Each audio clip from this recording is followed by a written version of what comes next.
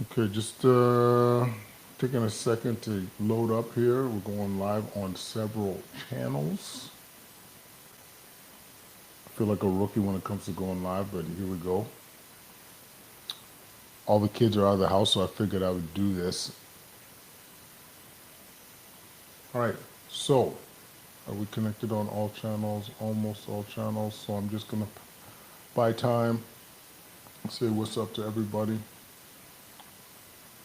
to the Quadcast Nation. Gotta do this before the NFL season starts too, yo. Shit's getting real today. Shit is getting real today. All right. I see Kiki's in the mix. Y'all watch out for Kiki. All kinds of trouble. Better, better use this. This will be helpful too. All right. Well, yeah, now I'm linked up with everybody. So welcome, Qualcast Nation. That I jump up and do a quick mini cast on creatine, all things creatine, because I've been getting this a lot lately. Should I be taking creatine? The timing. What are the risks? Should my parents be taking it? Should my kids be taking it? So I figured I'd jump on for the next 10 minutes or so and jump on this train on whether creatine is meant for you. Okay. So first of all, let's talk about the pros of creatine. So it's a natural compound that essentially brings more ATP to your muscles, brings along water as well. And from a strength and muscle perspective, things are very clear. You are going to become stronger. You're going to recover faster, and you're going to gain more muscle mass. The trifecta, as far as I'm concerned. So I know a lot of hype around creatine is you should be taking it as if you're a gym rat, and that would be the context to be able to achieve that physique and strength that you want. But as many of you know, the magic of putting on lean muscle mass is so important. It is soaks up glucose, so it protects you from metabolic syndrome.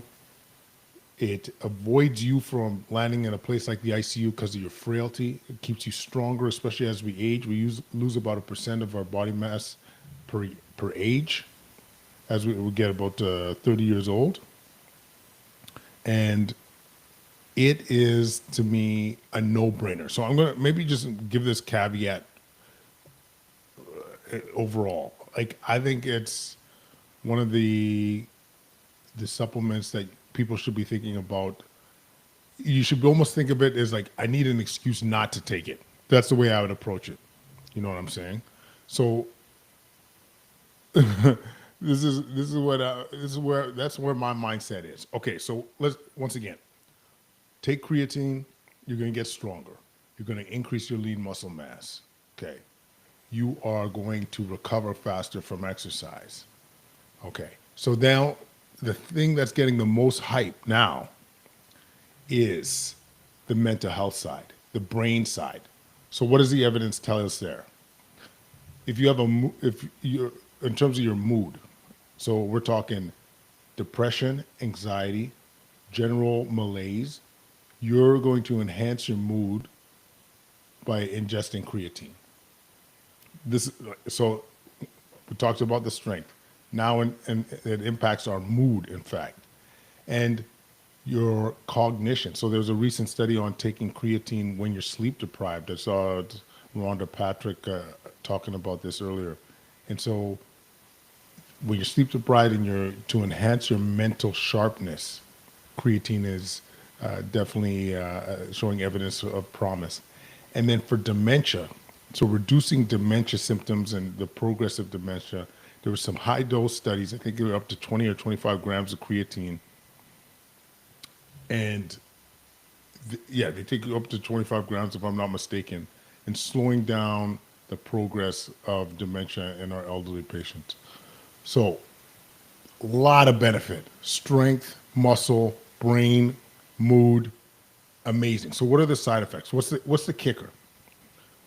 So in terms of side effects, what the caveat I'm gonna say here is that it's one of the most well-studied supplements that we have, period, and it's one of the safest.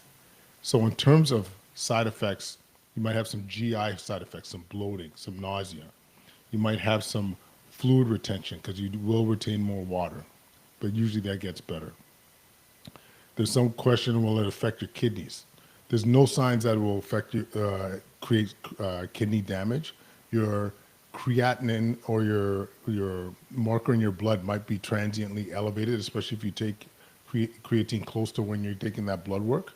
But the impact on your kidney function should not be affected. There's some myths that you'll lose your hair. That is hasn't shown to play out, but overall, it is one of the best tolerated supplements that you could imagine. So, what kind of doses are you taking? So, when we were younger, or we were younger, back in the day, gym rats, you're supposed to load up on creatine and then be able to uh, have a maintenance phase. I think from a simplicity, from an evidence perspective, just take your 5 grams of creatine a day. I think the studies are going to come out soon in terms of should we be taking more if we're trying to mitigate depression, anxiety, dementia, and improve our mental acuity. I think the data for that is going to be coming, and what I recommend for people at this stage is just taking that 5 milligrams a day. If you're taking diet creatine, that's 1 scoop a day of creatine monohydrates. I should have qualified that before. Creatine monohydrate is the one that's most well established and most well established studied. You might read about creatine hydrochloride. Am I saying that right? Hydrochloride? Yeah. And this is, you need smaller doses. It just hasn't been as well established compared to creatine monohydrate in terms of studies. Okay, so we talked about the benefits from your mind, body, muscle. We talked about the risk. The other thing that comes up frequently with people asking me about creatine is timing. When should I take my creatine? So if you're trying to put on lean muscle, there is some weak evidence that you should do it in and around the time of your workout, maybe even more post-workout. The idea is, you're getting that blood flow to your muscles. You're going to get more creatine seen at at your muscles at the time. But from a practical perspective, take it when you can. Okay, I personally just take it in the morning because it's easier. If I take. I sometimes just put in my coffee, but most often I'll just put it in my smoothie, along with my protein powder, my collagen, all the things. Hit it up in one shot. Bam! So, in terms of timing, once again, no solid evidence to support that you should try and time it with your workouts, but there is a small suggestion that might be beneficial. So, from a practical perspective, all y'all, take it when you can. All right, last thing I was going to talk about, and usually I try to avoid talking about kids. Is it safe for kids? You look at the studies, there's no long-term studies that I'm aware of with it suggesting it would be safe for kids. And so if you look at most recommendations, they'll be telling you that you shouldn't give it to your kids. That being said, you got a teenager, you got a kid that's very active in sports. I think it's definitely worth the conversation with your family doctor or whoever that you trust. Would I give it to my 12, 13-year-old? I'm personally comfortable doing that. But once again, this is my humble opinion. I don't see, especially a kid that is really athletic and has put on some good amount of lean muscle and weighs more than an average kid. For me personally, I'm okay with that, but that's just my personal opinion. My big suggestion, once again, is to have that conversation with your family doc and really elicit what's appropriate for you and your family.